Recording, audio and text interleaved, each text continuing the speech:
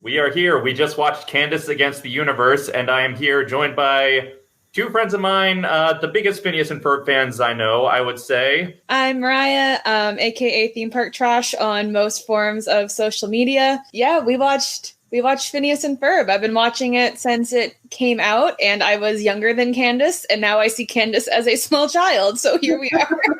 Yeah, I mean, it came out in 2007. I remember watching that first episode that premiered after High School Musical 2. And I've been on a bit of a journey with this show because, of course, I've been a fan of it the whole time. But also, in high school, I did a pair of morning announcements shorts. Every Friday, we would do a sketch that's kind of like, you know, it could basically be whatever you wanted it to be, but then at the end it had to tie in picking the teacher of the week and they got a parking spot. I did one based on Phineas and Ferb. It was really popular and did really well. Dan and Swampy saw it. Swampy ended up following me on Twitter later just because we went back and forth a bunch, and then I ended up asking him to be in the second one. So he ended up playing Major Monogram in the second one. Shortly after that, I had wanted to meet up with him for like coffee because he was obviously in San Diego for Comic-Con around the time I was in San Diego. But that didn't end up happening. And fast forward to September of 2019, when I was like, well, hey, I'm in California again. Dave and I could totally go meet up with him. And so we did. And so that was a fun time. It was great to actually go get to meet Swampy in person. This could possibly be the best day ever. I was going to bring that up, Chandler. Last year when you were in town, we met Swampy at his, not at his Disney studio, at his Pete the Cat studio. It was the studio where he makes Pete the Cat on Amazon Prime. Exactly. And we had a lovely chat with him, which was mostly off the record conversation. Yeah. So I won't be repeating any of his any of his specific stories. The big takeaway that I can repeat from there, because he's also gone on the record about it, is that at that time, they still didn't know if there would be a Milo Murphy's Law Season 3, and they still don't know to this day. We still do not know. Watch it on Disney Plus. And hopefully, if it does well. I actually need to watch Milo Murphy's Law, and it's sitting in my Disney Plus watch. But the difference between Phineas and Ferb and Milo Murphy's Law was that when Phineas and Ferb started, I was living with my parents who had a television and a cable package. Right. By the time Milo Murphy's Law started, I was off living by myself, and nobody was paying for cable. Like, I watched everything on my laptop, so I only watched the first 2 or 3 episodes that I managed to stream somewhere, and then I was like, I'll watch it when it goes on Netflix. Yeah, I was watching Milo Murphy's Law. I don't have cable either. I was watching it just by buying each episode as it came out on iTunes or Amazon or whatever. Just because I was like, it first came out and it sucked. I was like, I had to buy every single episode. And then finally they came out with a season pass. I'm like, okay, well, now I have to figure out getting refunded for the individual episodes because I just paid for the season pass, Amazon. And for a while, for whatever reason, this disappeared. But as a cast member, you can actually get access to Disney Now for free, which is nice because you can watch stuff like as it airs on Disney Channel, which is not a feature of Disney Plus, unfortunately, which is kind of why I'm like, I kind of just want cable to die so that everything just goes straight to Disney Plus already. Because it's more like having to wait for stuff to show up on Disney Plus as like they because they'll just dump the whole season, of course. So I guess I should mention the 2 things that I am kind of the outlier on in this call. One is that I didn't really get into Phineas and Ferb until I was an adult because I didn't have cable as a kid, and it was, I was out of high school when it premiered already, but. The episodes I caught here and there, I've talked about this on video before, that the episodes I caught here and there I enjoyed, but it wasn't until I found myself binge watching it that I realized, oh, there's like an entire world here that they're building with this. And it's very similar to, it reminded me of what I loved about things like Homestar Runner, where it's like they build on all these inside jokes to craft this massive continuity. And there is a lot of that in this movie, there's a lot of that in this movie. The other thing that I'm the outlier on in this call is I think I am the only person in this call who has never been a Disney cast member.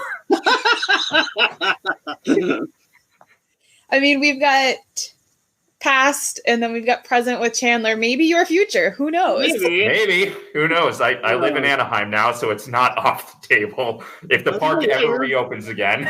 If it ever reopens again, yeah. It's a big if at this point. Let's just start with our non-spoiler reactions to the movie. I assume we all enjoyed it.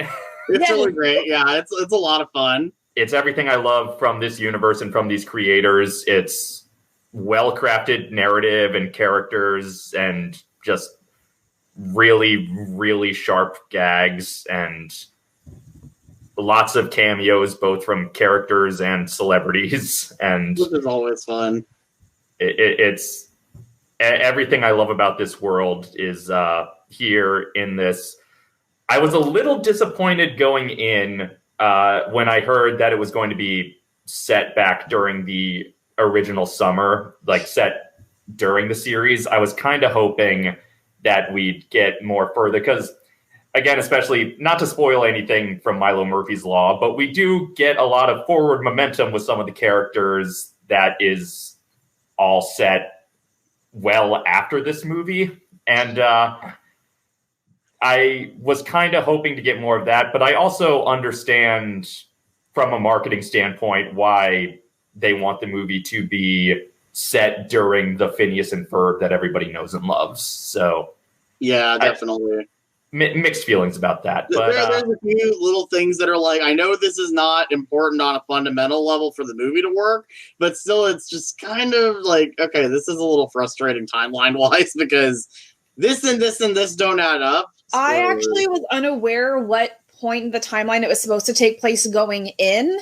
Mm-hmm. And without spoiling it for anybody who hasn't finished the original Phineas and Ferb series, right away we see Doofenshmirtz doing something that I did not think Doofenshmirtz should have been doing, and I was like, oh, so this was before the finale. Okay. Yeah. I think we can pinpoint this is sometime before Night of the Living Pharmacists. Yeah, it has to be. Because it has to be before Night of the Living Pharmacists, but after Candace and Vanessa have sort of already gotten to know each other. Because they've known each other since season 1, but that relationship has developed rather slowly. It's sometime between, and okay, so there's a point in the movie where you see a bunch of clips that from existing episodes that were apparently recorded, and so I did not pause to check every episode. It's like, well, these all already happened, but yeah. Just from the start, we can pinpoint this happened sometime between Summer Belongs to You and Night of the Living Pharmacists, and probably sometime after Across the Second Dimension. Definitely. Yeah. What we see here is portrayed as the first time Phineas and the gang meet Doof, but they have already met Vanessa. Right. So, and again, the timeline stuff, like, there are so many theories about episodes in the show, like, are some of them out of order, and are some of them in different timelines, since time travel and alternate timelines is canonical in this. I made a tweet in like 2017, and my sister has not stopped talking about it since. But it's like, we already know that Phineas and Ferb can time travel. This has happened. So like, there's more than 104 episodes. So like, I just made like the tweet and threw it out there. And then she immediately was like, so this episode and this episode are in timeline A, and this episode and this episode are in timeline B. And I was like, okay, I'm here for it. But where are we pulling this from? We're gonna start doing like the cork board with the string going everywhere. The Charlie Day, Pepe Sylvia board. It gets crazier than that. I don't know if you've seen any footage from the live tour that Phineas and Ferb did. Oh my God. with the terrifying costumes. I have. I once watched through that just because, like, when I was all caught up on the series, I was like, well, what else is there to watch? And I found that on YouTube. And if memory serves, that live show ends with them basically keeping the Earth in place to make it summer as long as they want. So, which was bad in Save Summer when it was going to be the Ice Age forever, but it's totally yeah, exactly. Phineas and Ferb do it. So, assuming that stage show is canon, which it's probably not, but assuming it's canon. It's interesting to try and track down what parts of the expanded universe are canon, because everything needs to at least get Dan's sign off because he does the voice of Doof in everything. Right. So nothing happens without his at least ostensibly being okay with it, but whether or not he treats it as real in universe, it also barely matters because it's a cartoon universe where continuity is flexible. But we're nerds, and this is the shit we think about. Yep, absolutely. I mean, there's a bunch of contradictory stuff, even before this movie came up, with like everything with Milo and with what Doof is doing and how the heck any of that works. And basically anything past the summer is a giant question mark of, okay, what part of this is canon, what part of this isn't, what matters, what doesn't. My favorite thing to try to figure out in terms of what's canon and not is the end of Doof's arc in the series versus what he's doing at Act Your Age. Yeah, that's another one. Is that his retirement plan? He's still technically, supposedly evil in those, and that was obviously before they wrote the redemption arc for him. But it's like, so did that stop existing, or? Well, there's a couple of playing by here. It's the same with the couple of episodes where they flash forward to like Christmas or fall, like Halloween. There's a couple of episodes that take place canonically after summer, at least presumably after summer, unless they're the year before, but that doesn't make any sense either. No, that doesn't make any sense. So I just assume, Doof is either those are a different timeline version of Doof, or Doof is trying the good thing, but he has a couple of relapses occasionally. We all fall back into bad habits every now and then. Yeah. There's now, between Milo and Doof 101 and the Alka Files, there are 3 different like being good attempts for Doof that don't necessarily contradict each other, but they're all 3 completely different tactics. Yeah. He's trying his best. He's trying very hard. He's always trying. I guess we should talk about the actual movie and we can go into full spoiler mode now. Yeah, we're going into full spoiler mode. So right off the bat, you get the opening musical number, which is great, and it's a lot of fun. And then Candace, of course, screeches to a halt in front of the house. She sees the juggling clown robot that the boys have built, and the music kicks in, and then she's like, "This ends today," and the orchestra kicks in. I'm like, wait a minute, we got a full orchestra for this? Holy crap! We got a budget here. This is something that not even like Across the Second Dimension had. Yeah, I love Across the Second Dimension, but it still feels very much like a TV movie in a lot of ways. Even though it's more ambitious than most episodes, there are still places where you can see, well, they're still on a cable TV budget. Right. And, they clearly had more of a budget to do stuff like that and really make it cinematic, which I really love. I think it turned out great. I think this is the most cinematic that Phineas has ever looked. The music and the visuals both took a huge step up production value-wise because they had money and time and all those things that you don't really get in television production. I mean, with Milo Season 2, everything they did with space always looked really good, and they always had a lot of really cool backgrounds, but this took that and just amplified it. Anything that was like that, it all looks amazing. They clearly spent a lot of time on all that and, made sure it looked amazing. Like, the other difference, aside from just probably Disney Plus wants to funnel more money into a premium streaming content than Disney Channel did into just another DCOM. The other big difference is they were working on Across the Second Dimension while they were still actively making the show. Right. Yes. Whereas this could get their full attention in a way that the other movie couldn't quite. Even though they were presumably working on Milo for at least a little bit while this was going on. They were working on Milo for a little bit, but they also, Milo Season 2 wrapped production, it feels like 5 years before the show actually aired. I remember. Oh my God. I remember Weird Al tweeting a couple times, like, okay, Milo's finally airing in this other country. Okay, Milo season 2 is finally airing over here. And then by the time Milo season 2 finally came to America, it was like we had been left off on a season 1 cliffhanger and then just waiting and waiting and waiting. And almost a year for that? Like, what was up with that? It was done. I think Disney cable, the management sometimes makes questionable choices about release schedules. This is not a new thing. This was very true during Gravity Falls. This was. I don't even necessarily think it's just a Disney issue as well, because I know this isn't a show that I watch, but the rise of the Teenage Mutant Ninja Turtles is something I keep seeing on a lot of platforms that kind of got the same treatment from Nickelodeon. I know there's shows on Cartoon Network. It's actually, I love explaining this to people because it's one of like my favorite little things is that the first season of DuckTales aired on Disney XD. They moved season 2 to Disney Channel, and then they actually pushed it back to Disney XD because they were always good to them.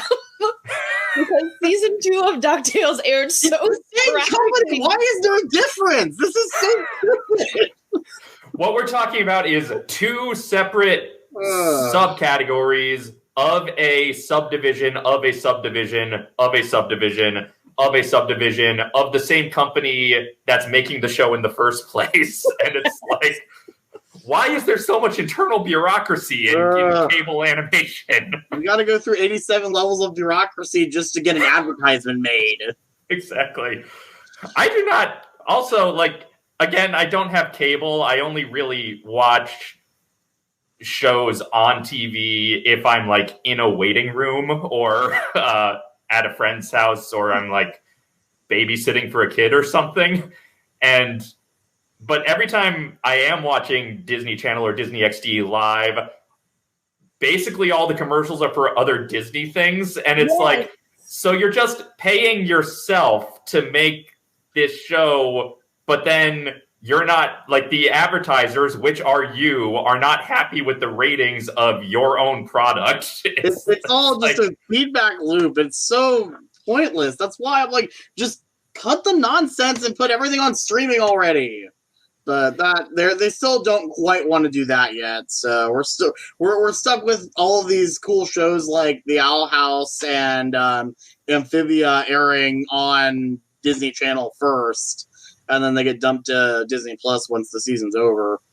Although I do want to say I am glad that they haven't moved everything to streaming as someone who is based out of the outside of the United States. Yeah, valid. They're like, I can only watch Disney now when I'm in the States. It's not something that we have here. Right. So actually, going back to all the times I've watched DuckTales, the first time I actually got through the second season, it was because I was staying with a friend in Florida, and she was like, okay, we're going to sit down and we're going to watch this whole season in a day. Just go. Because I've got Disney now, and you keep complaining that you have to wait for them to come out or buy them on iTunes. That's what we did. Yeah, but back to the movie we're here to discuss. Oh my goodness! All right, that thing. Yeah, no more complaining about how Disney releases things, because this was easy to watch, thankfully. Yes, this was a thing they made readily available. Yeah. So of course the robot turns to lint, and then Candace basically has a mental breakdown right there in front, and Phineas and Ferb are like, "What's wrong?" And she kind of yells at them, and they feel really bad because she's like, "No, I've been having a horrible summer. You guys have been having a great summer." And so, of course, Phineas and Ferb are like, "Okay, well, we definitely need to cheer Candace up because this is not good. We'll make her a gift." Something more permanent than carving her face than in Mount Rushmore, because that didn't work that time. Can I just say how I love how they integrated that? Because for someone who's seen the show and has seen that episode, it's like a really nice callback. But if you are unfamiliar with the series, that just looks like a really funny cutaway gag.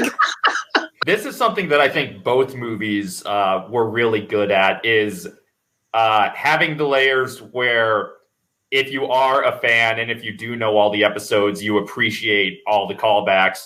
But if you're only passingly familiar and you haven't seen every episode, they're still very accessible. Like they lay out all the dynamics. You understand everything that's going on going into it. Now, that said, this movie hits the ground running really fast. Like, it doesn't really take much time for things to get started.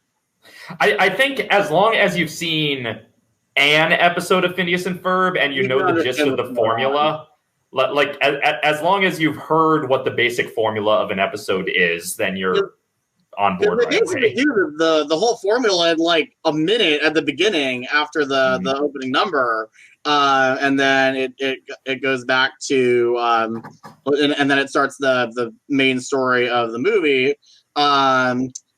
So you got Vanessa showing up at the house just because she's passing through, I guess, and Candace freaking starts rage singing, and Vanessa's like, where did this guitar come from? That was a good gag. That whole song is really good. They only used like a little bit of it in the movie. They cut that. There was another song that they cut too. I don't know why they're having to cut stuff for time when they're doing this on Disney Plus, but whatever. Because I think it's more of like an editing thing than a having to cut for time. Just like what fits with the flow of the movie narratively. Yeah, it's probably more for pacing than for time in a lot of these. Probably, but there's a whole song later that they cut with a much that they cut completely that they replaced with a much simpler version of that same basic idea. So I don't know why that was left on the cutting room floor. But then there are other songs in the movie that they just drag out as long as they possibly can. I almost wonder if the other songs in the movie were shorter specifically to make that gag work. So, of course, Candace and Vanessa get abducted by the aliens and figure out that obviously it's not Phineas and Ferb. Phineas and Ferb see Candace and Vanessa get abducted, and they of course have to go rescue her. They get the gang together. I love Baljeet's line about how, well, it'll take at least a montage flip wipe. Okay, no, it took just a flip wipe for us to build this portal. See, that was a very funny joke, but it meant we were robbed of Quirky Worky song being in this. And oh, as soon as they said montage, I was like, oh, strap in, boys, it's happening. And then it was a good gag, but I was waiting for it. Yeah. We never see any of this happen, but it all just is implied that obviously happened off screen. That Doof also found out that Vanessa was abducted and built basically the same portal. So they so after preparing for all the ways they could possibly die in these other in these other worlds, because Baljeet has a helpful presentation, which that was a song that was actually cut. They had a song that was essentially the same thing that was cut, that's on the soundtrack. But they go through the portal and they end up in Doof's apartment, and they realize that, oh, we're still in Danville, because there's some ion field surrounding the planet, so they have to actually fly there. One thing that I do remember thinking about watching this was, I know that they said that Perry had to go because Candace was abducted. Right. But if Isabella was also going into that same situation, was Pinky not notified, or is it because she went willingly? She went willingly, so I guess that doesn't count. Yeah. That is a good question, though. Candace has been abducted, and Monogram's like, well, you should definitely go try to rescue her, but you can't let her know that you're a secret agent, obviously. So, and then when Monogram realizes that Vanessa also got abducted, and so Doof's going too, it's like, wow, you're the worst possible agent we could have picked for this. It's like, great, thanks for the help, Monogram. I love the casual callousness of the OWCA. Like, I love when they just when Monogram is just like, oh, that was a mistake. Well, figure it out. The professional good guys are kind of casually heartless, which happens a lot in this universe. Yeah. Candace and Vanessa are on the ship. Vanessa manages to escape, but due to the Alexa that doesn't work correctly, Candace is stuck on the ship still, and Vanessa ends up just crash landing on the planet, which ends up kind of it's kind of funny because it's like that's a subplot that the movie kind of forgets about for a little while, and then it's like, oh yeah, Vanessa was a character in this. I have a couple thoughts about all this. One, I appreciated the Lumberjacks cameo. Yes. Absolutely. I think that was the only reference to Milo that I noticed in the movie. There was also a Lumberjack sign in the. Oh yeah, that's right. With all the other band signs. I know that originally Milo was supposed to have a cameo, but it got deleted. That's a bummer. What I heard is that Milo was going to be like, after something went wrong, it was going to pan over and Milo was going to be there, and I think they cut it because they were like, yeah, that just makes the audience blame Milo for this or something. Yeah. Weird Al does have a very brief cameo later in the movie. Yes, he does. Very brief. Very brief. Okay, as soon as Vanessa's on her own, it's like, sure, Vanessa's capable, whatever. I kind of would have liked more of Candace and Vanessa together because I think they're always a fun pair. Yeah. But I also think that if Vanessa was with Candace, she would have seen right through the aliens right away. Right, because of course they do the whole welcome song that they drag out forever and then just give up after dragging it out for like ages. They're like, okay, yeah, we're done here. Let's just open the door. And I believe the welcome song is one of the ones I saw in the credits. I believe that was co-written by Kate Micucci. Oh. So that's fun. That sounds about right. But so Candace meets what I'm trying to remember the name of the Super big doctor. super big doctor. Played by Ali Wong. Yes. And so, of course, Candace is told that she's the chosen one, that she's going to save the planet, without really being given too many specifics as to what that means. So okay, the two things this was reminiscent of is, one, again, season 2 of Milo Murphy's Law, where they're looking for, the one Earthling who can save everyone on this planet, without spoiling too many details about what that entails, but once again, seeking a very specific person from Earth is something Dan and Swampy like to go back to, apparently. But also, I was a little disappointed that Candace didn't flash back to the time she was, Queen of Mars.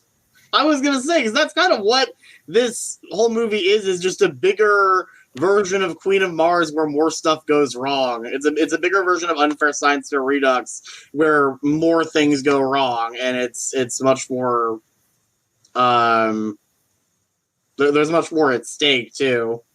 I remember Unfair Science Fair, both parts of it being like one of the biggest episodes of Phineas and Ferb at the time in terms of storytelling and how they were able to push the formula. And it feels like they were almost harkening back to, so this was the first kind of really big thing we did. Now we can take it and go even farther. And I really felt watching it that it's like, this is what this would have looked like if they would have made it 1.5 hour long episode at the end of the series run. Except now they got a whole movie to do it, and it landed. It really did. It absolutely did. I want to keep track at some point. I want to sit down and figure out exactly how many alien species are in the Danville extended universe. That'll take a while. Because we have the Martians. We have the aliens on the diner on their star. Oh, yeah. The shooting milkshake bar. Yeah. We have Meep. Meep and that whole world of Meeps. Yes. We have at least 2 distinct alien species in Milo Murphy's Law. At least 2 that I can think of. And I feel like there were others in Phineas, but I can't remember for certain. Well, and then I guess arguably we have, Wookiees and Tatooine and everyone from the Star Wars universe. None of that is canon, so just relax. Oh, but we do have Asgardians. That's canon. Yes! Oh, yeah. I love that the Marvel episode is considered canon, but even though it's never brought up again. And the other thing I find weird is it's like, okay, so Candace idolizes all the Marvel superheroes, including Spider-Man, but she is deathly afraid of spiders. Yeah, that's true.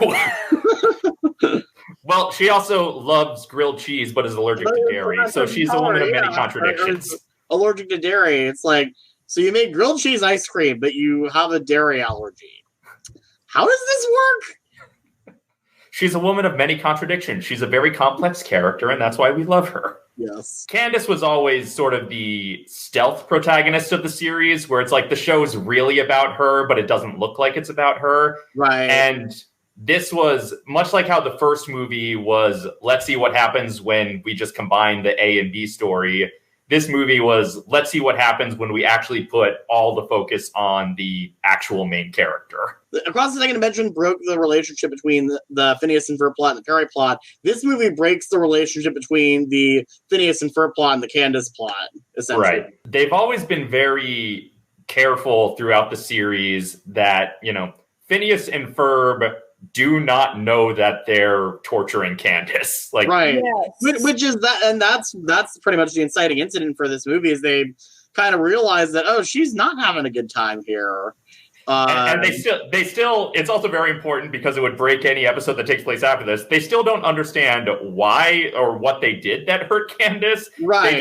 They just know that they hurt Candace, and they know that their priority needs to be making that right. Right. I Exactly. did really like that as well, because it's made very clear that Phineas and Ferb just think that Candace feels as though she's left out. And there's like, these are all the fun things we've done with you. They have no idea the reason she's so upset is because she's never able to show their mom what they've done. Right. They're just like, oh, Candace wants to be included. Candace wants to have a fun summer. And, we should have made sure that she felt included. And this is like something that's come up a couple times in passing on the show is anytime Candace says out loud so that they can overhear, like, we need to show mom. They're like, yeah, that's a great idea. Let's show mom.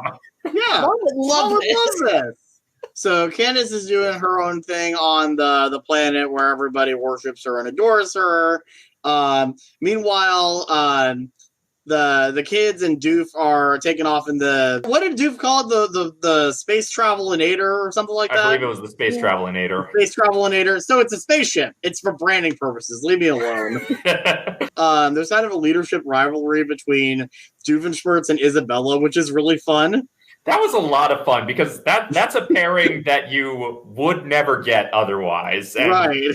I'm glad they took the opportunity to explore character dynamics that just weren't achievable over the course of the regular series.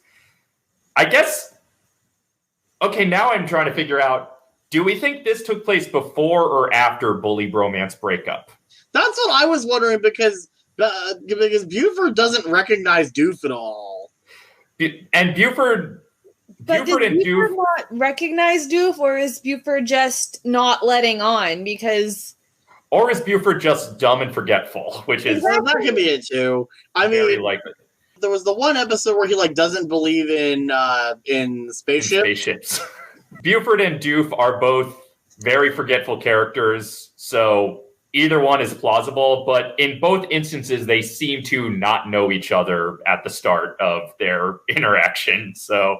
Maybe these episodes are in different timelines, and also maybe they just lost track of the fact that they had those characters meet once before. Oh, one joke I was really grateful that they made, because you hear this in movies all the time. It's like, okay, but what actually is this measurement? Is Isabella says that it's like the fortress is like a few clicks away. And it was like, what is a click?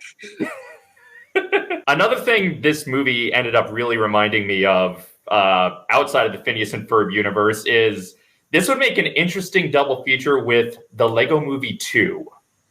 Yeah, it would.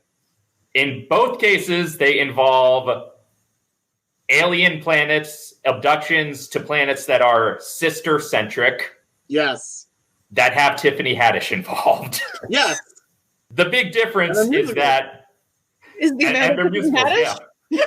I mean, the big difference between the two is, spoiler alert for Lego Movie 2, I suppose, but in that one, it starts off seeming sinister and turns out to be actually innocent. And this is, of course, the reverse of that, which is, I guess, the more conventional twist. But they they make it. I feel like the movies would make an interesting point counterpoint. Yeah. So, load up your Disney Plus and your HBO Max side by side and have the movies race each other. The Chicken Replacinator is secretly brilliant. I love that. Chicken Replacinator. I was trying to remember when the first time we saw the Chicken Replacinator was, because I know it showed up on. Because I know it showed up on Milo, but I'm pretty sure it also showed up on Phineas. I can't remember when though. Did it show up with the farmer and his wife before? Is that when the chicken? Like, did chickens fall from the sky for them? I can't remember. We're gonna Google this real fast. I don't think so. But it was good to see the farmer and his wife again. It was good to see those. The You guys have great cameos. When that happened, I was so happy to see that. That's one of my favorite running gags, and I was disappointed that, to my memory, they never popped up on Milo. So I was glad that they showed up here. Google is not giving me anything about a chicken replacinator. So I don't know. Google, what good are you? I'm asking the hard-hitting questions here. They meet the natives of the planet that has been taken over by a super big doctor, and this plant that we found out they were being sent to jail. That's an important plot point. Oh yeah, so they get sent to jail. They go to rescue Candace. Candace is like, I don't want you guys here. Super big doctor's like, don't worry, I'll take care of them. And she's like, really? Well, thanks, that's great. They think they're being given these nice accommodations, and then nope, trapdoor opens. They're loaded into a truck where they're being taken to the dungeon, essentially. But Perry manages to break them out. And they, in the process of all this, they meet the people who live on this planet, who are all cowards. They're all literal cowards, and they take them to the place where they've been hiding, which is their city. We have the cowardly Thomas Middleditch among them. I was about to say, I am not normally able to pick up specifically comedians voicing characters unless they're somebody who is an A-list celebrity. But he opened his mouth and I went, "That's Thomas Middleditch." And then I was like, "How did I know that?" Which means between Middleditch and Schwartz, they're both all over Disney television animation now. Absolutely. They are going to conquer the world of Disney television animation and then probably lampoon the hell out of it if they ever are able to bring Middleditch and Schwartz back on the road. If ever, yeah. The Cowards Village reminded me visually a lot of the City of the Undergrounders on Milo. Yeah, I was thinking that too. It's subterraneous too, basically. Yes, but extraterrestrial subterraneous. Yes. So while that's going on, that is when Candace realizes or starts to realize that things are not what they seem. Things are not what they seem. That there's a vent over her that is collecting something. She follows the vent, and there's the mind-controlling spore flower. Which, by the way, the design of the spores was unfortunate. Yeah. I was talking recently about pieces of media that happened to come out during quarantine that happened to hit differently during quarantine, and a bunch of spores taking over a planet hits a little different than I think it did when the movie was written. Another one of those things where it's like you write it having no idea that the events of your movie are going to end up playing out in real life. The difference is the spores taking over our planet are being spread through ignorance, not deliberate maliciousness. So isn't that so much better? But anyways, Phineas and the gang rally the band of cowards to go lead an attack on the fortress. And they lie through song, which is great. Yes. I remember watching that we're- scene and we're wondering if it was coming going to up be a on the real right. subversion or not, or if they were going to like subvert the subversion. I was like trying to figure out where it was going to go. It's one of those things. What's the scam here? What are they doing? It's one of those gags where it's like they twist the twist, like they twist it so many times it goes back around to kind of being played straight, but then it just twists one more time, and it's one of the things like Dan and Swampy and their entire writing team, like they are very genre savvy. They know all the tropes, they know all the stock gags. Sometimes they play the gag straight because it's the right gag to play, like the one early on with Carl, this is the laundry machine manual, or whatever it was. And sometimes they're just like, okay, everybody knows what the joke would be, so we have to acknowledge what the joke would be, but then still do the joke anyway. Yeah, of course. The other thing I've noticed just throughout this movie in general is that a lot of jokes go on for longer than they would in maybe the show or even the movie. Like even in Across the Second Dimension, there were never any jokes that went on for as long as some of the jokes go on here. I think part of that is just the benefit of we don't have commercial breaks, we don't have time constraints. We can let some of these breathe a little more, and I think I do really like some of that. I think some of those gags, like again when Candace finds out about the spores, there's that, and the mind control, there's that entire off-camera chase sequence that happens. Yeah. That was great. Which I feel like was partially just there because it's really funny, but also partially there because like there are so many big budget animation sequences in this movie that they're like, okay, we can save ourselves some time by having characters stand there and listen for a few minutes. I watched Across the Second Dimension right before I watched this when it dropped at 3 a.m. And one thing I noticed is like the scene where they're in the mine carts and Candace is in Second Dimension. Candace is beating the crap out of the Normbots. They very deliberately cut to a shot of Phineas, Ferb, and Candace watching this happen, so that they don't have to animate it. They drew attention to that in the Milo Murphy's Law, the roller derby episode, or the roller dance episode, where Milo's parents were in the roller skating competition, and they cut to just the two employees being like, "Wow, look at this amazing dancing they're doing! This should be on television." I never begrudge any money-saving techniques in animation because animation is hard and tedious and takes a long time. Animation is not cheap. Animation is not cheap. If it's done right, it's not cheap. So Doof splits off from the kids to go rescue Vanessa. The kids sneak aboard the ship. Because at this point, Candace she knows what's going on. She doesn't want any more part of it. She wants to kind of go back to Earth. And she accidentally told Super, Super Big Doctor that every human creates carbon dioxide when they breathe. Which is what was special about her. She's like, oh, every human breathes out carbon dioxide. And Super, Super Big Doctor's like, oh, really? Okay, then we're going to Earth. We're going to go take over Earth. Yes. So putting it under the bus. How about that? But they have to keep Candace there, and Candace breathing under the vent, so that way they'll have enough spores to basically get to Earth and collect them from other people. So that's why Candace is still basically being detained, and why Phineas and Ferb need to go run onto the ship to rescue her. Right. It was a great moment when Candace accidentally throws Earth under the bus. It was a great moment because it was both,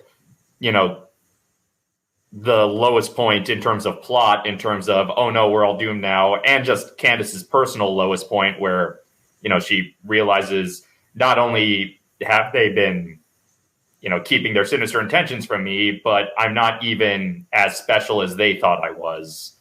And it was the perfect moment of existential crisis and plot emergency, tying together in a single element.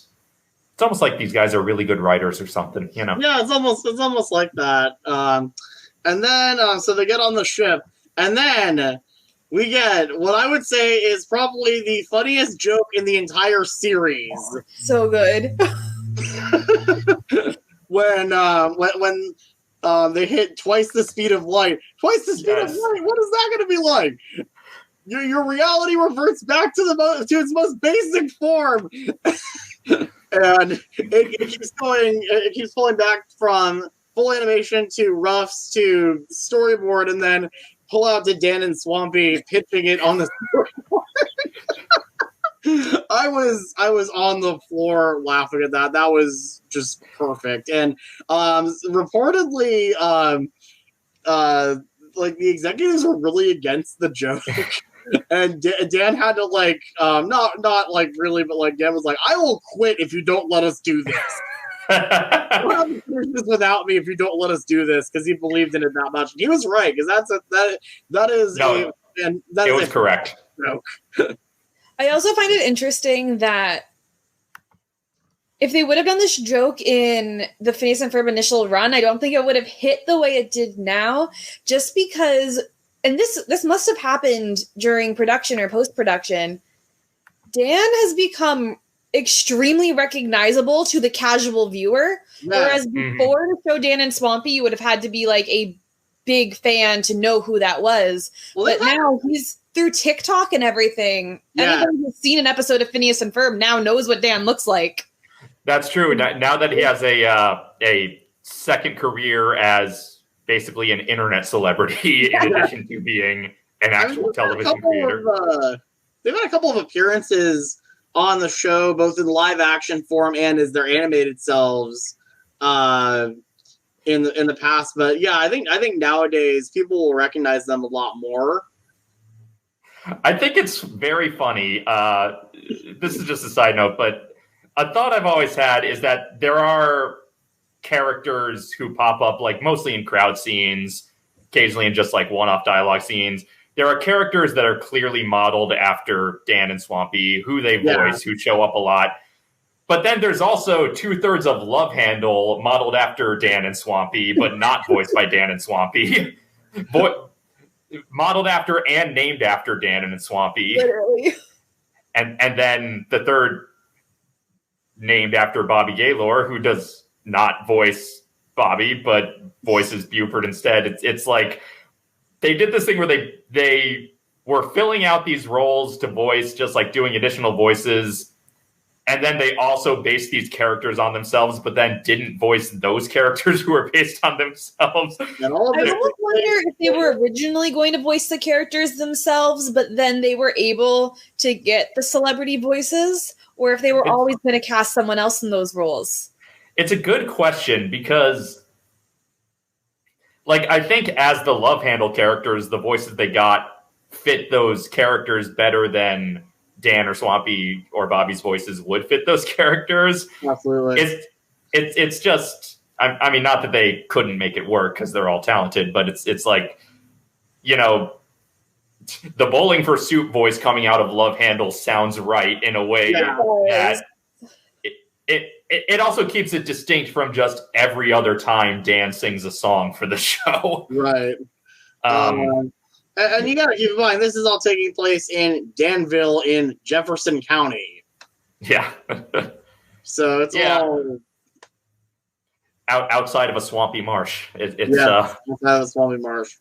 Their fingerprints are all over everything. It just always struck me as interesting that they have generic characters modeled after Dan and Swampy, but also very specific characters also modeled after Dan and Swampy. Yeah. But then they put them in different clothes, so that's how you can tell the difference. They also just never show any members of Love Handle without the other two anymore. So. Right. Doofenshmirtz manages to meet up with and find Vanessa and Harry, who can, of course, reveal himself to Doof now that he's not also having to deal with the kids being there. And he was like, "You were like my teal furry guardian angel this whole time." Oh, we didn't even mention the sequence where Perry single-handedly fights off an asteroid field. Oh, yeah, there's that. The song that played in the background of that scene is going to be in my Spotify Wrapped this year. I already know it. It was just, It reminded me a little bit of When We Didn't Get Along, and then also a little bit of Little Brothers. And if those two songs came together to sing a theme song about Perry the Platypus, that was it. Nice. It was a nice song, and it's like they could have just scored that sequence to the standard Perry theme song, but they opted to go in a different direction, which I think very much paid off. And very cinematic the way that they did it, because like everything that's outside is with this music that they've written in with Perry, and then it cuts back to inside. It's just the general score that's going on. It's like, wow, it's like the 4th of July out there. I've mentioned before, I am a sucker for like anytime they bring up Perry's like genuine deep love for the boys, like it gets me every time. And anytime protecting the boys is his priority, I'm just a puddle. So yeah, I love, Perry invisibly doing all the work, getting none of the thanks as usual. But then when he was done, like he wasn't even like he was tired, but he breathed a huge sigh of relief, but he was still smiling that he was just like, happy that he actually got them through it. It wasn't just like he didn't dwell on being unappreciated or anything. He was just like, this is what I do. These are the people I protect. And yep, exactly. That's what he does. That's what he does. Oh, the other thing that we didn't mention, just thinking about it, that comes back later, is that these specific aliens, whenever they get like really excited, specifically when they get free stuff, their top half explodes, and it makes the sound Candace for whatever reason. The sound specifically of Tiffany Haddish saying Candace. Candace. Which I read that apparently she, when they asked her if she would do that one line, she said, "I will do it if you give me a Perry t-shirt." Yay. What more could you want, honestly? Yes. They're hard to come by these days. Yeah, they are.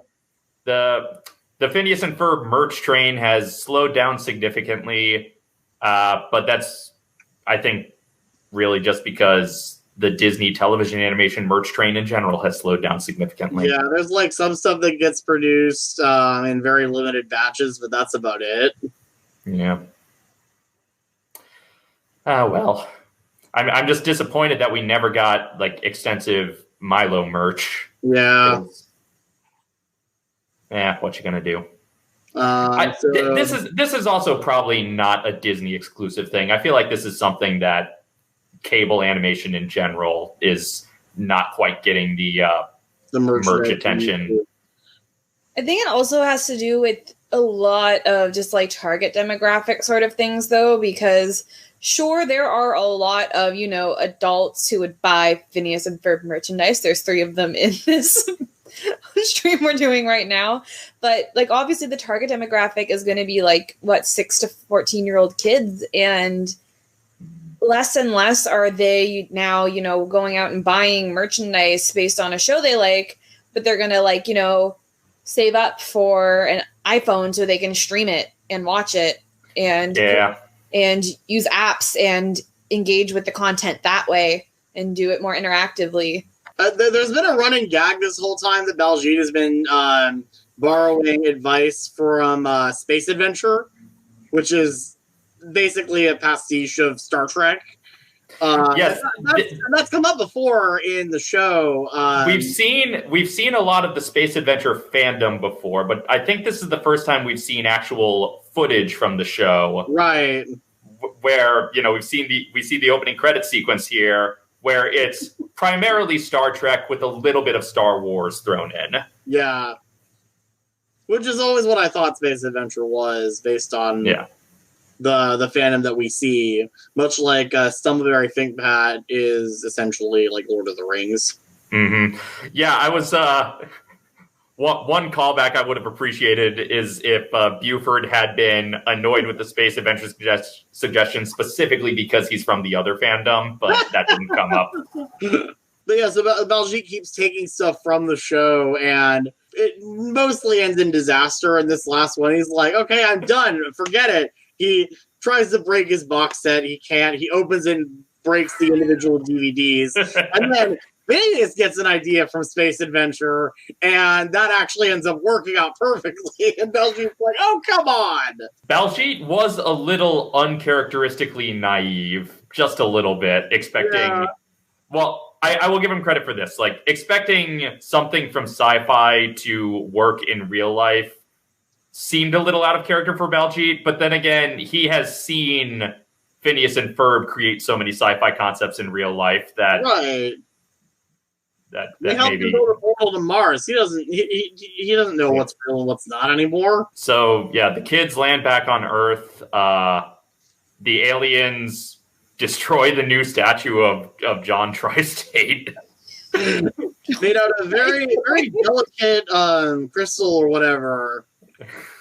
It's like, well, why would you put this in a baseball stadium?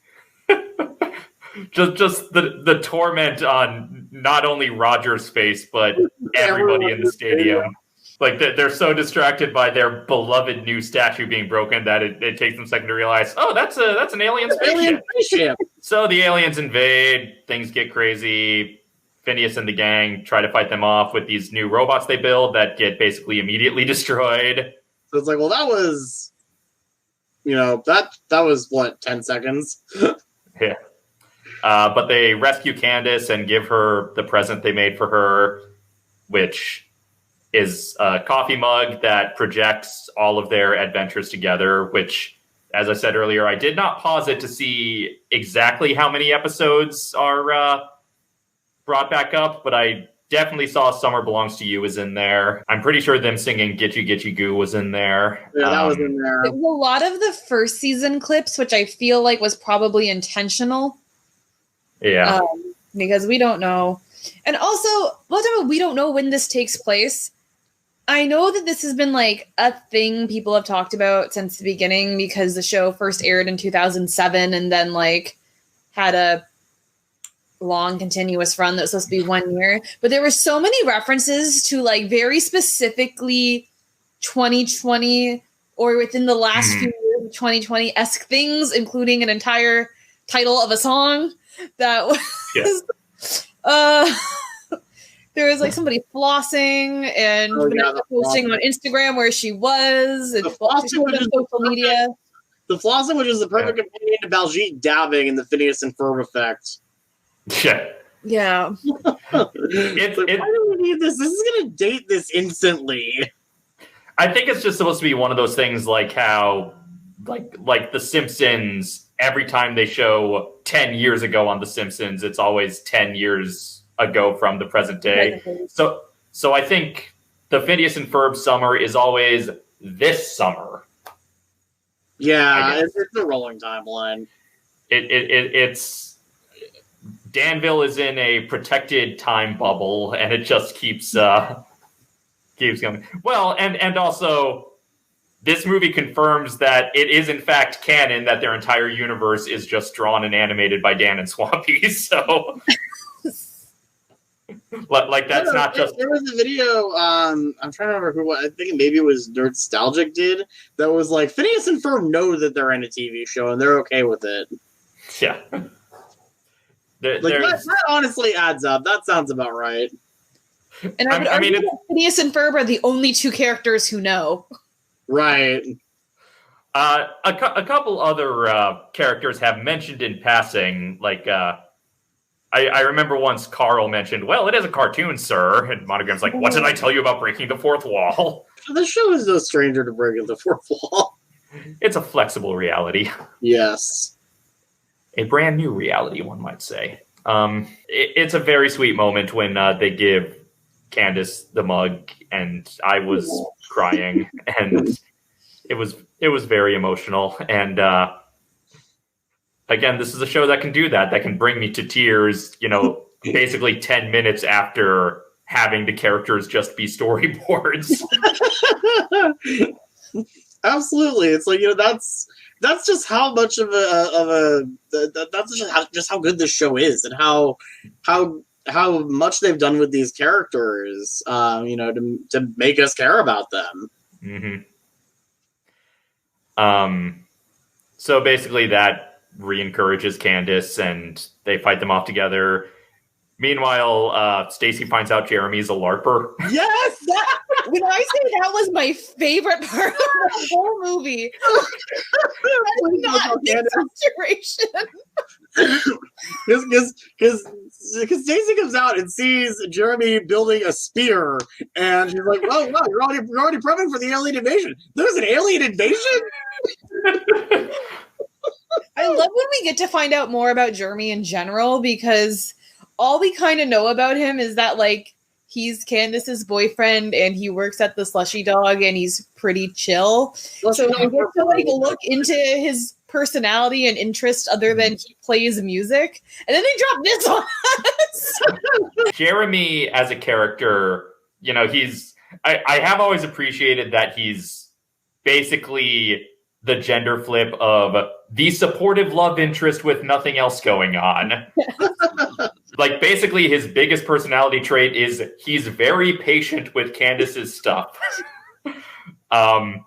So anytime they show little peeks of him having any other quirks, it throws you for a loop, and it's very fun. It also was a nice reverse of, again, from Nerds of a Feather, where Candace was the secret nerd hiding her cosplay shame from Jeremy, and now Jeremy's hiding his LARPing shame from Candace. Well, I found it interesting that, like, he kept trying to brush it off when Stacy kept, like, pushing. He's like, "Are you LARPing? Are you LARPing?" And he was like, "We don't have time for this." And then eventually he's like, "Don't tell Candace." And I was like, "Candace would dress up as Ducky Momo?" So why would Candace care? Well, when you're in a relationship with someone you like a lot, sometimes you get insecure about things that you shouldn't necessarily be insecure about. You really don't want to screw it up.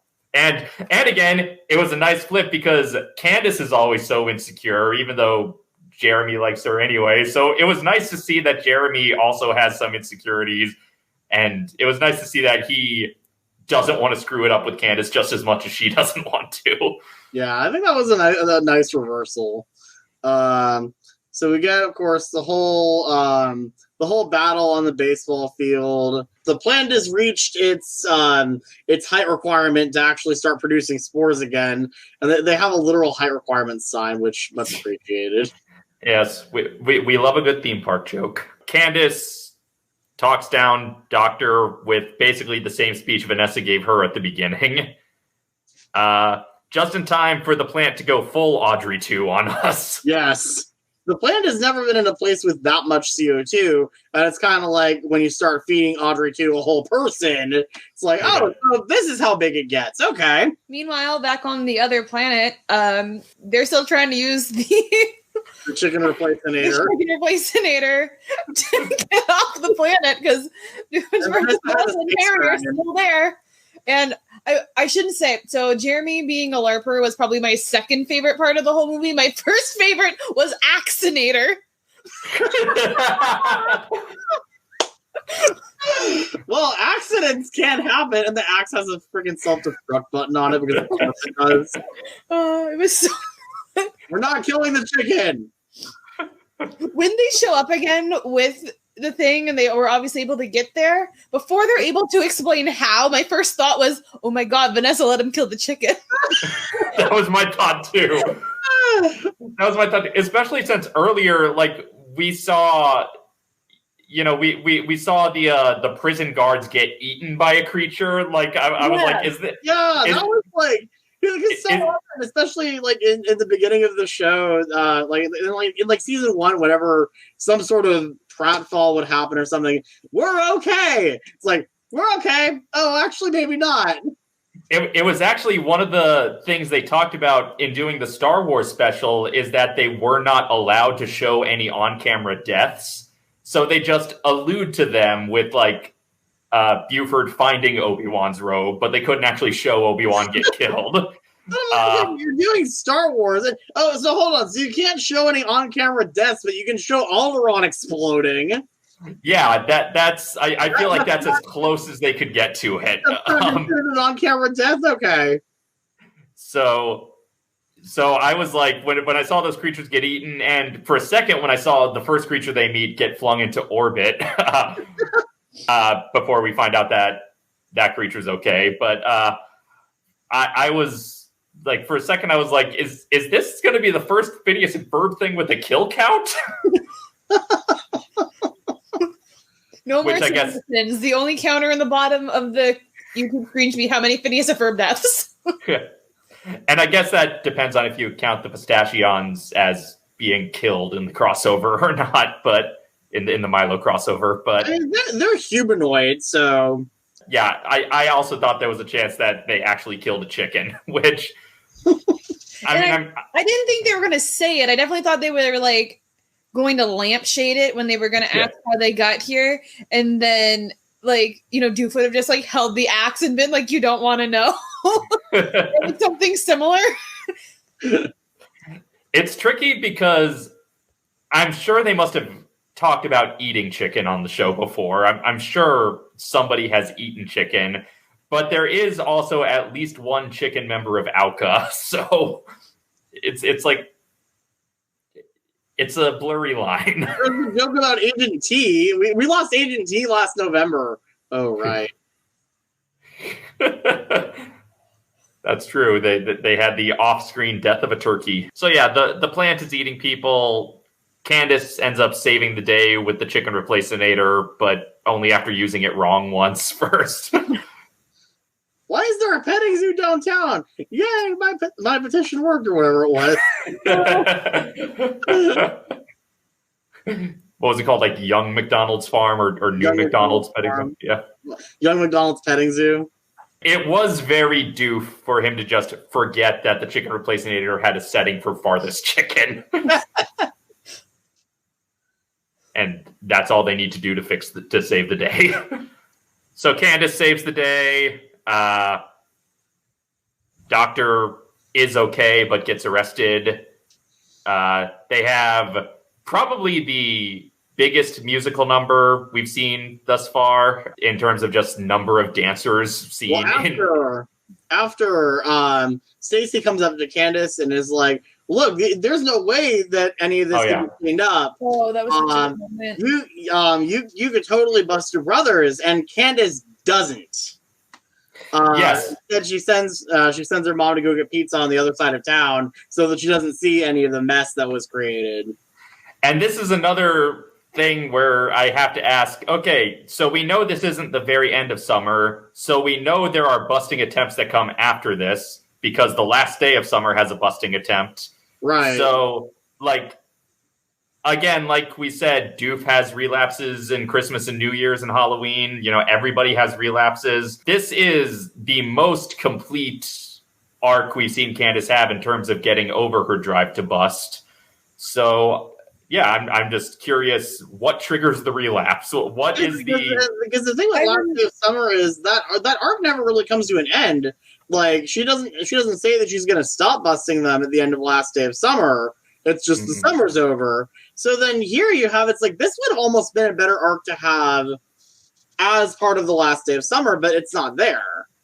I do remember, I can't remember if it was an interview I was watching or if it was in a podcast, but I remember either Dan or Swampy having made the distinct assertion that the reason Candace is trying to bust Phineas and Ferb isn't because she doesn't want them to be doing what they're doing. It's because she's afraid they're going to get hurt.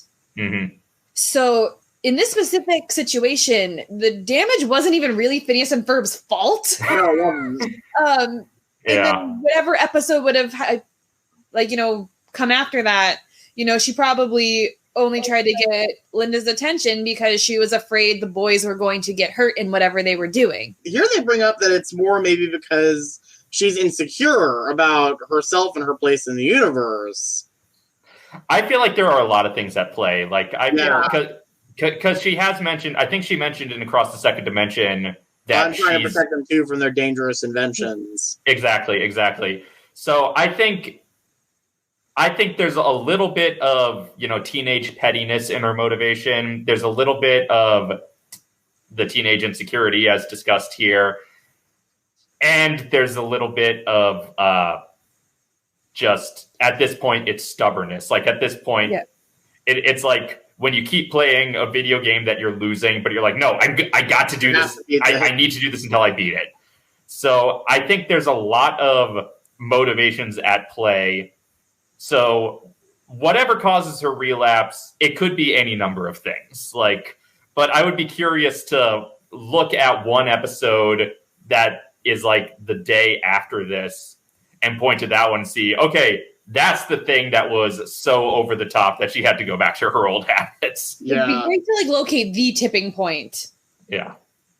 I have a theory about the episode Phineas and Ferb Get Busted. Okay. Which is famously the episode where they're sent away to a correctional facility and then Candace has to go rescue them, and it turns out to all be a dream. That was the other really big episode in season 1, other than for science fair. That was like a big deal back then. I remember. That was the episode that blatantly confirmed we're not limited by this formula we've set up. We can do whatever we want. We can do anything with the show. And it turns out in that episode to be a dream that Candace is having within a dream Perry was having. My theory is that it all really did happen. Up to the point where it starts getting really dreamy, up to the point where there's, the zebra shows up and everything, and it's just dream. Basically, the point where they're to the edge of the cliff, and then Perry and Doof come by, and that's what saves them. I think all of that really happened. I think they then use the mind erasinator on them to make them forget that it happened because they saw it. And I think Perry was having a nightmare about Candace remembering. I think that's what's happening. I don't think Perry was making it up out of whole cloth. I think Perry's nightmare is that Candace would remember what happened and that he'd have to be sent away. The reason I started formulating this theory, and again, I know continuity is flexible on the show, but the fact that in Phineas's birthday clip-o-rama, we see clips from that adventure, clips which, according to the episode, are actually recorded by Irving, and so therefore really happened. Oh, that's right. So now that you've said that, I actually distinctly remember thinking that watching Clip-O-Rama the first time, and then I filed it away and forgot. So I think that all really happened. I think this isn't the first time that Candace has been on the precipice of busting her brothers. I think she did successfully bust them once, but everybody's mind was erased, so nobody remembers it happening. And Perry was just terrified that it would seep into Candace's subconsciousness and she would remember it happening. That really blew my mind. So all that to say, if that is true, then this is not the first time Candace has had the arc of getting over the drive to bust her brothers. Yeah, and then going back on it. Mm-hmm. And I realize, in the real world, the reason this all happened is because they make this show out of order. They make this universe out of order, and they have to give the movie a conclusive arc. And it's more important as a movie to have that satisfying ending than it is to cram it into the continuity of the show. Right. Which is why I almost feel like it would have made more sense to try to have it be after the summer. But I get, because it's not that important that Doof is evil, because it's not really doing anything in throughout the course of the movie. It could have happened after Phineas and Ferb Effect even. And it would still have made sense. I think you're right that the story still could have worked after the summer. I think it was just important for marketing nostalgia's sake, for them to be like, bring the show back. Yeah, for it to be like, hey, it's just like you remember. It's just where you left off. Even for people, especially for people who haven't been keeping up with Milo, because the number of times I come across someone online who didn't realize that Milo is a Stealth Phineas spinoff. Because it is. Who didn't realize that the big twist of season 1 is that it was a spinoff the whole time. Even though there's hints throughout the whole first season. Oh yeah, they confirm it. Pretty obvious. They confirm it early on, but it's also kind of the cliffhanger at the same time. Yeah. So I think I wonder if there was some condition either from the executives or just Dan and Swampy decided for this to reach the audience, it needs to be just within the world of the original 4 seasons of the show. Yeah. And again, I get it from a marketing standpoint, even if I personally would have loved to see a version of this that follows up on some of the more completed arcs. But I think they were like, we have to give the fans what they want. They will be disappointed if they don't see Doof and Perry fighting each other at least a little bit. Yeah, that's true. I guess they could have found a way for Doof to make the invention disappear without it being a foiled evil plan, but it would have felt very different. Accidental. Yeah. Anyway, I will tell you, though, what I think the biggest missed opportunity in this movie was. Because the thing I was very relieved when I saw the promo images, I was relieved that Stacy was going to be in this movie. Because I think Stacy is possibly the most underrated character. Stacy's great. Stacy is great. She's a perfect foil to Candace. Obviously, in this case, they're exploring a little more Candace and Vanessa's friendship, which I also love them as a duo. But I love Candace and Stacy together. I think this is a missed opportunity, even though it might have made the story too complicated. It might be just as well that they didn't go with this. But Stacy is the only person who knows Perry's secret identity. Right, that's right. And I feel like if Stacy had gone on the mission, she could have been the one person Perry could confide in. Yes. I think it would have been pretty great, but also Stacy wasn't any. Stacy is not someone Phineas and Ferb would have gone to. So unless she had, I don't know if that's true. I don't know if that's true. I feel like they know that Candace and Stacy are best friends. So if something happened to Candace, Stacy might have even just have been the first person they asked before they realized she was gone on a rocket ship. They've done disco miniature golfing with Stacy before, so they're not opposed to bringing her along on whatever they're doing. It's just that it feels like it didn't cross their mind. It's like, oh, maybe Stacy would want to come with us on this dangerous mission. I mean, I'm assuming that they just went with their most trusted people. Like Right. I don't need a plot reason for why they didn't go to Stacy. Right. I think Stacy tends to get the short shift a lot in, especially in the specials. Like, I think her running gag in Night of the Living Pharmacist is hilarious, but she's like, I think it's great. But I think they're often separating Stacy from the action, and I did appreciate the couple of moments like Stacy and Jeremy's scenes together. You know, I appreciated that she was there. Like, she didn't show up in the Milo crossover at all, which was annoying, even though I still loved the crossover. But I've been wanting them to follow up on Stacy and Perry's relationship. Yeah, because it's kind of like, why did they do that if they're never going to follow up on it? It's just kind of a one-off thing that never comes up again. They kind of followed up on it exactly once, and that was the Drusselstein-Ween. Yes. Basically, Stacy is the decoy to stop Monogram from finding out that that Monty is dating Vanessa. Yeah, that's right. So they used it once. They used it once, but it wasn't even Stacy knowing about Perry they used. It was Stacy knowing about Monogram that they used. Yeah. And this is part of the thing, like, there are a handful of running threads from Phineas and Ferb, or like things that were set up that were, I'm not saying they're like abandoned threads so much, because they're just things that happened that like didn't need follow-ups, but I would have liked follow-ups. The other big one for me is, I can't remember the name of Rodney's robot that Norm fell in love with. Oh, I don't remember the name either, but I know who you're talking about. Yeah, I remember that one. That was the black. I would have liked to follow up to that episode, but I would have liked that character to come back. But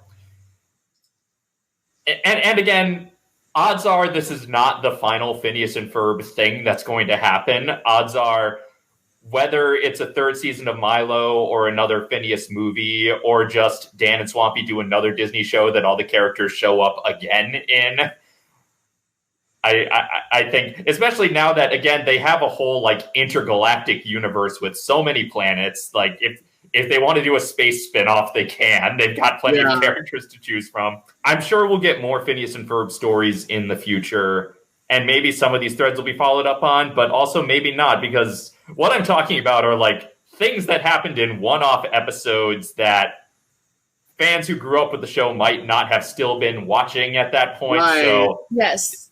it might be too much. But even if they do just like another like a series of shorts or something, like I just love these characters and this universe, and I'm happy to follow them with whatever parts of this universe they explore, but there are a lot of very specific avenues that they've sort of peaked down, but I would love for them to fully go down more. Yeah, definitely. There's always going to be stuff like that too with a show like this, and with really any show that has any sort of mythology. Mm-hmm. You're never going to answer every single question. Yeah, and I'm not demanding answers. I just think these would be fun spaces to play in. Yeah, absolutely. But I was happy to see Stacey because, again, I think she's severely underrated. And again, this whole thing was exploring Candace feeling like she doesn't matter, and she's a side character in her brother's adventures. And the number of times Candace has actively shoved Stacey aside for similar reasons. Like, if anyone is entitled to feel ignored by the main character, it is Stacey. Yeah. Or Jenny. Jenny even more so, I suppose, because has she even appeared since Roller Coaster the Musical? I don't think so. Was the episode before or after Roller Coaster the Musical? Because I feel like she was in the episode with the gelatin. Yeah, she was. I don't remember. Yes, because Candace started the dessert club or whatever. Yeah. Okay. But she's probably we've only had a very, very small select few episodes. Mm. She probably showed up in crowd scenes because they tend to reuse character models a lot in crowd scenes, which again I love because it makes the world feel, populated. Yeah. Another character we haven't seen in a while in this universe is she was mentioned in an episode of Milo Murphy's Law, I think, but Charlene. We haven't seen Charlene in forever.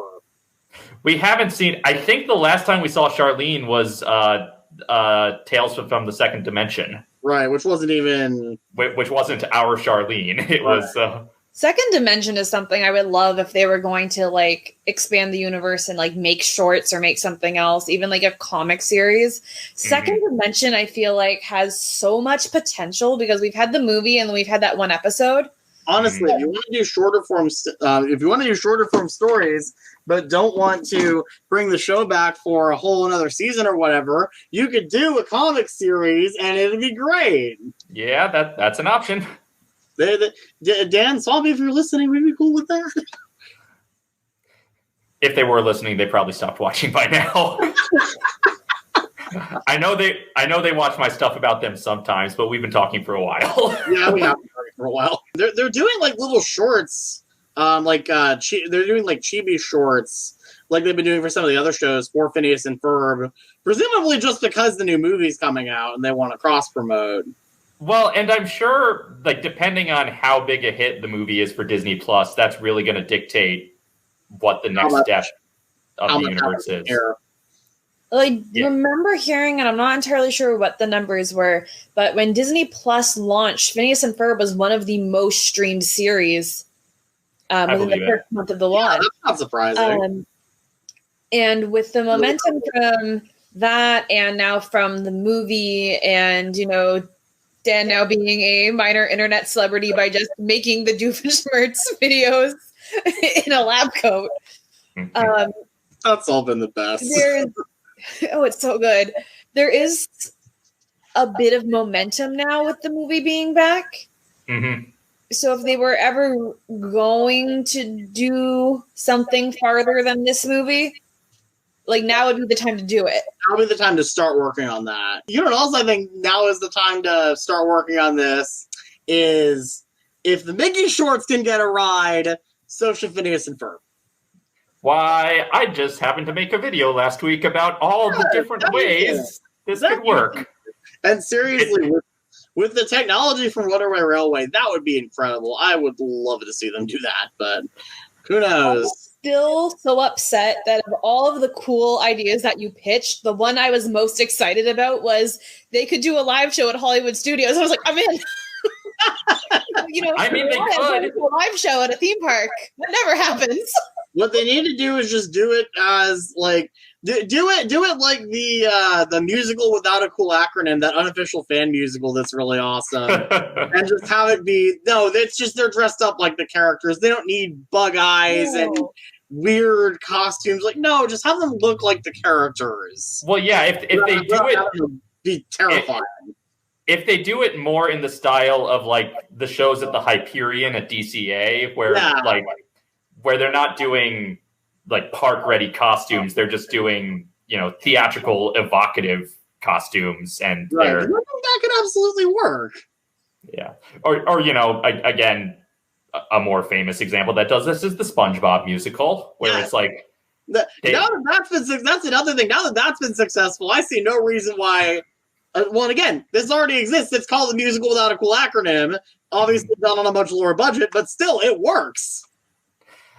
They could do. I mean, I'm not going to tell them what to do for a live show because they know what they're doing. But, right.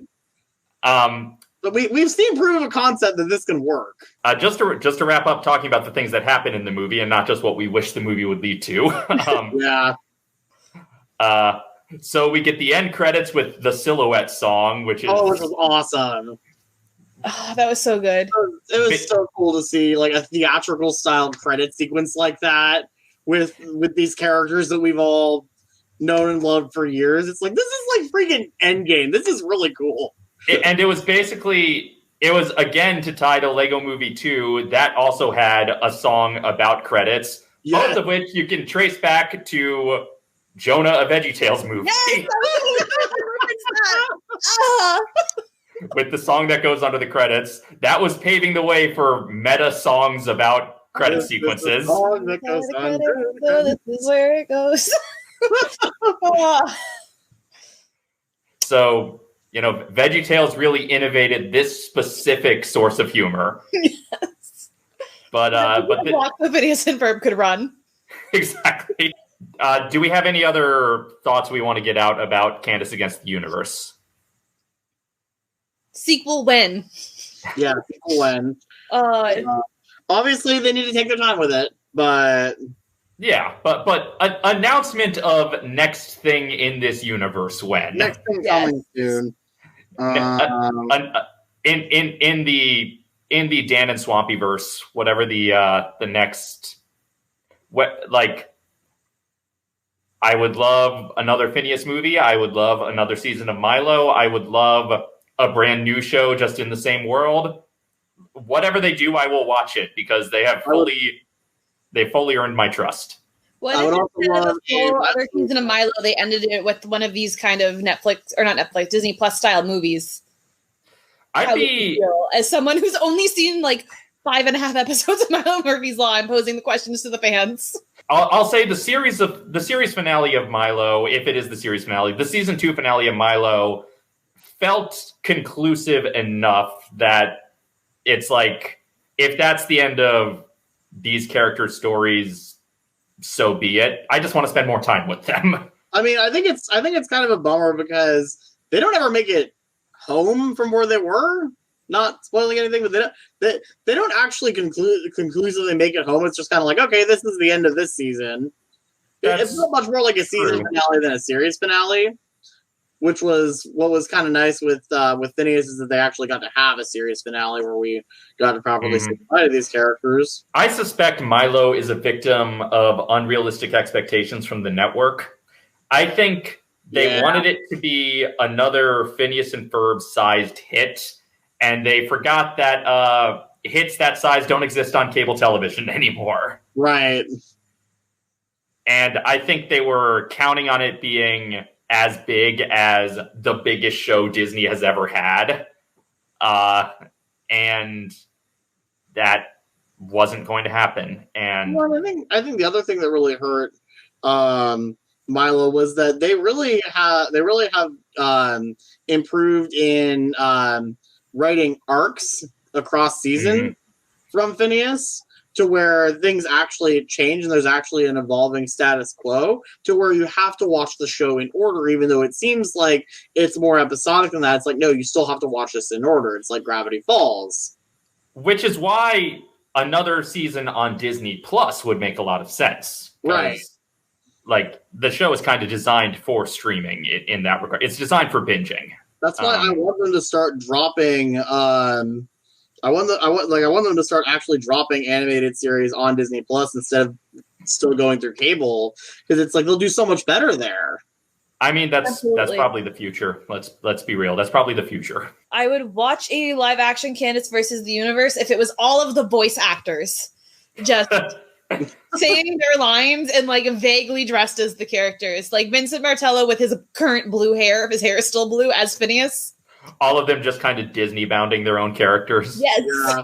I mean, if it means we actually get D. Bradley Baker running around outside a spaceship wearing a hat. You just get D. Bradley Baker in a teal mocap suit. They're like literally just in like, what are they called? The morph suits? Yeah. Morph suit and like a hat. Yeah. That's all it needs. And he needs the Apple Watch so that Monogram can come in. I did like the minor running gag here of Monogram's very bad timing with his phone calls, which is kind of the inverse of the gag from Across the Second Dimension, where Perry calls Monogram while he's in the shower. I told you not between 3:30 and 4. I like that they're using their own tropes, but playing with them. Like, again, if there's any writing team that's very good at taking something established and familiar and twisting it on its head, it's this show. I will need to watch this probably 3 or 4 more times before I can really decide where I rank it among the other specials and movies. But before I can do a follow-up to the D-list from last year, where I ranked all the other, basically every story that was longer than 22 minutes.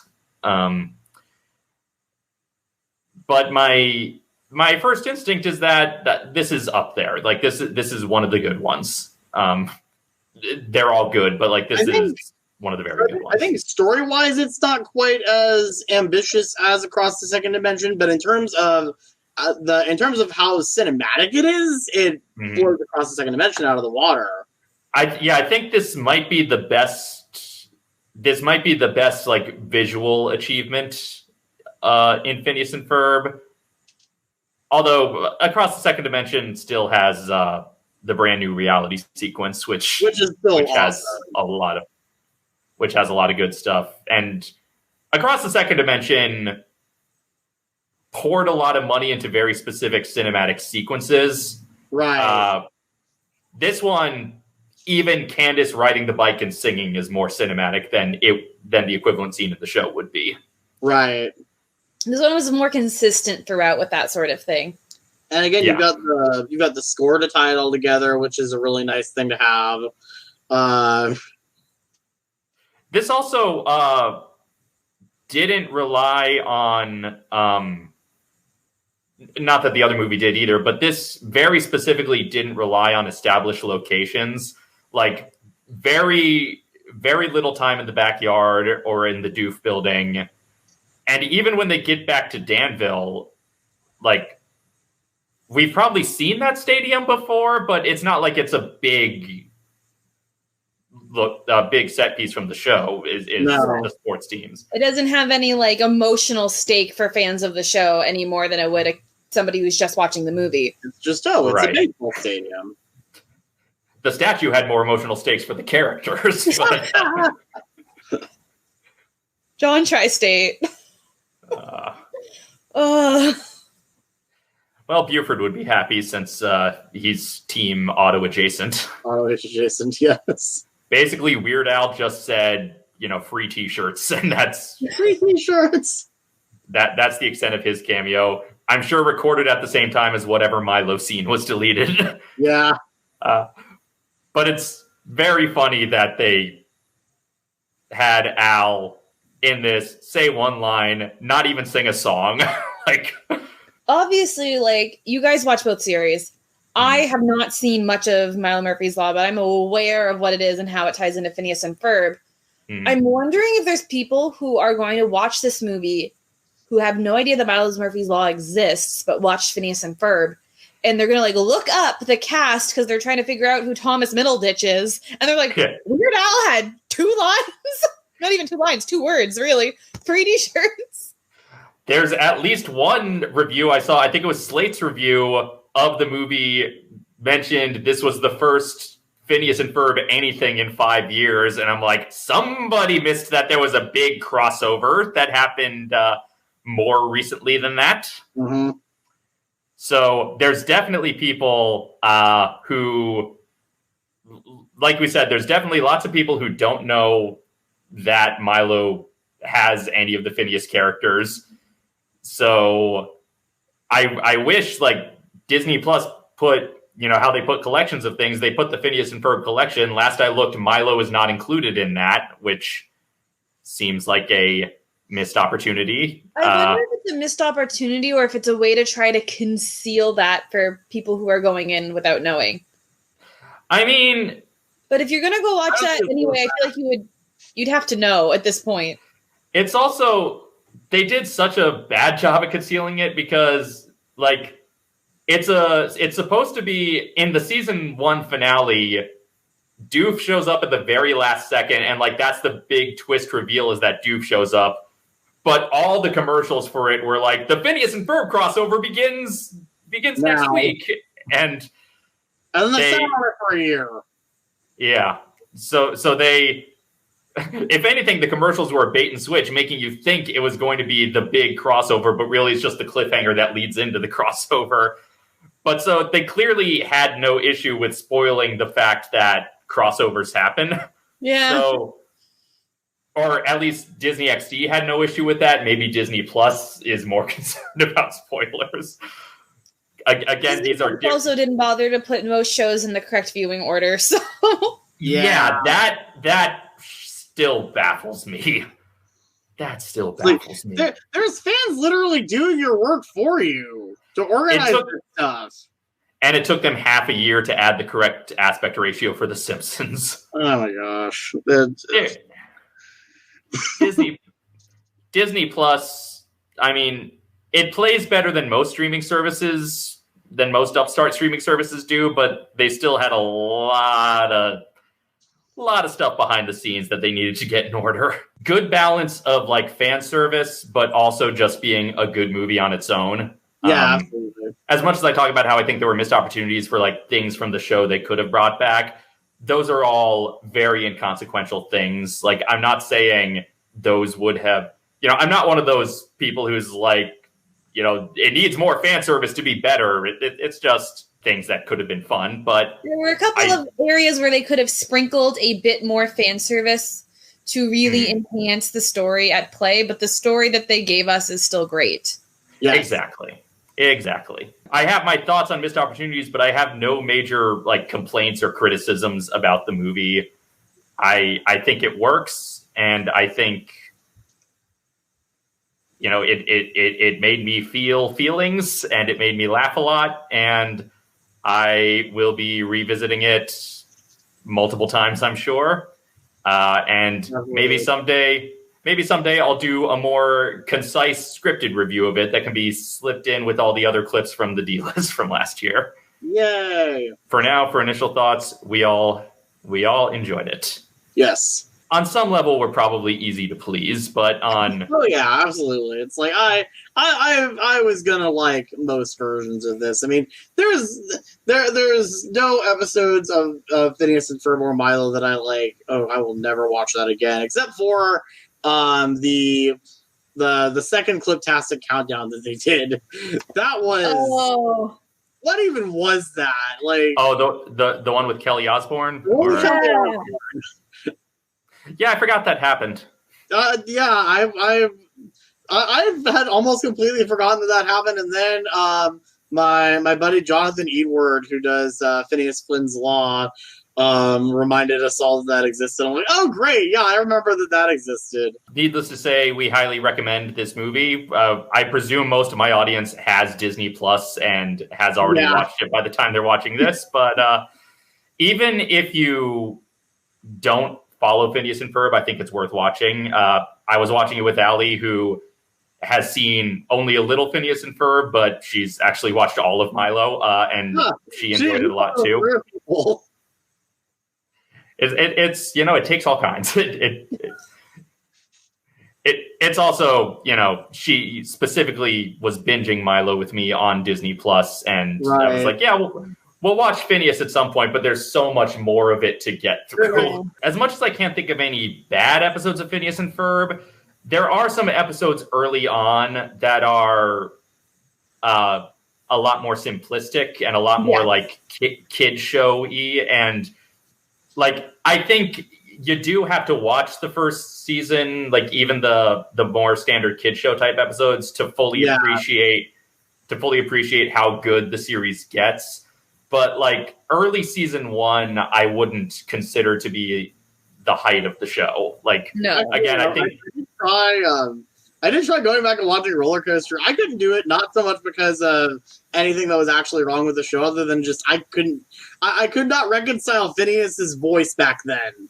Like, back when Vincent Martello was actually young. It's jarring to hear that voice change by the time you get to the end of season 1. Because by the end of season 1, it's fine and it's much better. He's a little ruder in Roller Coaster than he is in later episodes. Yeah, that was a holdover from some of those earlier episodes were kind of a holdover from having Phineas obviously be more of the typical annoying younger brother type. I know they've talked. I'm really glad that they got away from tying back into the actual movie that we're discussing. I think it's really good that they got away from that because Phineas and Ferb are just genuinely very kind people who are creative and just want to have fun. They're not intentionally going out of their way to drive Candace insane. To drive their sister insane. Which is why it's kind of that lyric is kind of stuck out like a sore thumb. As much as Phineas saying "Come on, Perry" in the title sequence, where it's not the correct voice anymore, and they redid that for the Christmas special, but then never touched it again. Right, which was interesting to me. But it's like there's elements of that have always there's elements of the original pitch that are still kind of lingering around there that kind of were evolved past, and I'm very glad that it did, but it's like there's still things like that. But I'm glad the show has evolved as much as it has. I do remember when the episodes were out of order on Disney Plus. Oop, there goes my ring light again. My sister was trying to rewatch it, and she had said that the first episode that they were playing was "It's About Time," which was kind of like the first good episode. Not the first good episode, but like the first episode that really showed the potential of how. That was the first 30-minute episode, I think. And then the next episode on Disney Plus was "Dude, We're Getting the Band Back Together," and she was like, "Why am I going to go from these really great episodes to Roller Coaster?" She's like, "I can't do it. I can't." And I was like, "I don't blame you." When you just watch Getting the Band Back Together, it's hard to then go back and do like Lawn Gnome Beach Party of Terror or something. Yeah, that was, I think, the first one I saw was Lawn Gnome Beach Party of Terror. Which again. It's not that the episode is bad. It's just that the show got so much better so fast. It's like the first season of Parks and Rec, where it's like where it's like it's just kind of okay. Like it's not terrible, but you see the potential there. But it's not until a little bit later that you really see when this show is firing on all cylinders. It's great. I tried to rewatch Community because the first 12 episodes. It always takes me so long when I want to rewatch Community to get back in because it's a similar thing. It's like, it's not a bad show at first, but it really similarly takes a while for it to like find its footing and really run with what makes the show great. Because it's not till interesting to see them come back to Roller Coaster and update it as a musical, because it's like, we can do so much more with this. We can push it so much farther. Although, I think the thing with kind of recycling the animation is, like, they got so much better at building things. That roller coaster looks sketchy as hell. As much as it's like, that's the invention everyone would want. It's like, okay, I grant that, but also it's like, that thing looks genuinely dangerous compared to the stuff that they built later on. I feel like Roller Coaster was built to look like something that, like, a well-equipped 10-year-old could have built in their backyard, like, realistically. Right. And then the rest of the show, it was like, no, these guys are engineers. It's no problem. These guys are engineers. They know what they're doing. Yeah. They built this roller coaster as their thesis. The thing I always love that Dan says is that they made really good investments with the money they made from the first roller coaster, and that's how they paid for the rest of their stuff. That's the other reason it's hard for me to go back to the original roller coaster. It's like, why would I watch this when I could watch Roller Coaster the musical? It's not that the early episodes aren't worth watching. It's just that the show got so much better so fast. But it was really off of the back of those first episodes, because, like, part of what made the show like so fresh and surprising in the early good episodes was the gradual reveal that, like, oh, like, there is continuity here. This stuff, even though everything seems to reset, this stuff does matter. Yeah. And there are little moments when you're used to the early, like, kid show type formulaic episodes. There are little moments early on that blow your mind, like like when Ferb meets Vanessa and develops the crush on her. Like, it's such a, like, oh, this show can do that sort of thing. Right.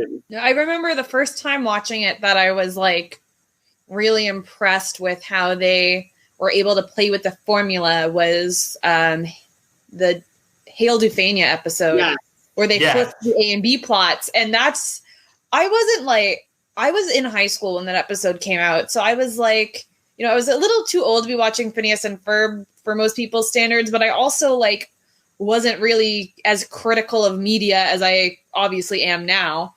But I even remember in high school watching that and being like, that was so clever. And then that's, like, kind of what got me hooked, and watching the rest of it be like, what else are they going to do? Like, I was still watching it anyway because it was a good show and the songs are phenomenal, but I mean, I never stopped watching cartoons that I'm ostensibly too old for, so. I actively brought that into high school with me. See, when I was in high school, Phineas and Ferb had kind of carried over because it had started when I was in 8th grade. But all the other cartoons I was watching had started at an age where I was young enough to have been in the target demographic. So it was like, yeah, I'm still watching SpongeBob. Yeah, I'm still watching, you know, it's like 16 because I lived in Canada. Because I was, like, continuing to go with them. But when Phineas and Ferb came out, that was a new show. And it was like, why do you care about these characters? And I'm like, because Phineas said to get on the trike. Get on the trike. This movie is firmly at a place in the show's development where, like, you're not making any of those, like, kid show excuses in your brain. You're not like, well, this part can be cheesier because it's a kid show or whatever. Everything that happens is, like, you could do this episode, like, all of these jokes, aside from the ones that are specific to characters, you could do on a Futurama episode and it would play just as well. For instance. Right. It just happens to be kid friendly. Like, it just happens to be G-rated, but still. Honestly, at this point, like, Phineas and Ferb, as it evolved from season 1 to kind of where it was for the rest of its existence, and even then it still kept just getting better. And also, like, you know, Gravity Falls and some of these newer shows like Owl House, it's like there are shows that are written for adults that kids can just watch too, pretty much. Mm-hmm. That's kind of how they're designed. And that's something Dan and Swampy have talked about a lot is they write it the same way they write. You know, Dan writes it the same way he wrote when he was writing on Family Guy. They just cut out all the jokes that would make for an awkward conversation if a kid asked their parents about it. So yeah, we all recommend the movie. Thank you for talking about it with me, friends, because I think you were the only people I know who I could really break it down on this level with. Yeah, absolutely. I appreciate being asked to talk about a thing that I don't have a lot of other people to talk about it with. Yeah. And that's why we all do this across state and country lines. Do either of you have anything you would like to plug right now? I don't have anything coming out in the near future other than that little music video I made that's coming out today.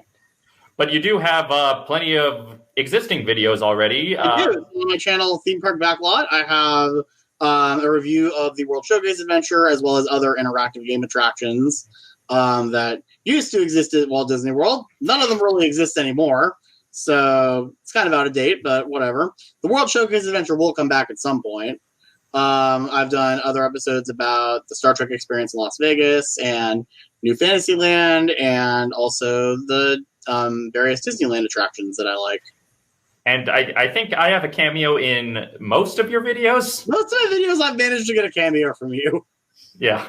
So if you like my face, you should also watch Chandler's channel. Absolutely. I also have a YouTube channel. Right now, there is not a lot on there. A couple months ago, I did start breaking down VeggieTales episodes, and I'm hoping to get back into that soon. So if you want very stream of conscious-y, me in my bedroom talking about VeggieTales content, you can find me there under the name Theme Park Trash. I'm Theme Park Trash on Twitter and on Instagram. And if you like people cosplaying Marvel OCs, follow Plantosaurus on TikTok. Yay! All right. Thank you very much for joining me here, friends. Let's do this again next time there's a Phineas and Ferb movie. Yeah, 5 years from now. Exactly, whenever that is. We can do this again for other things, too. I'm sure we have other overlapping fandoms we can talk about. Oh, of course. Absolutely. All right. Thank you for watching, everyone, and later days. Bye.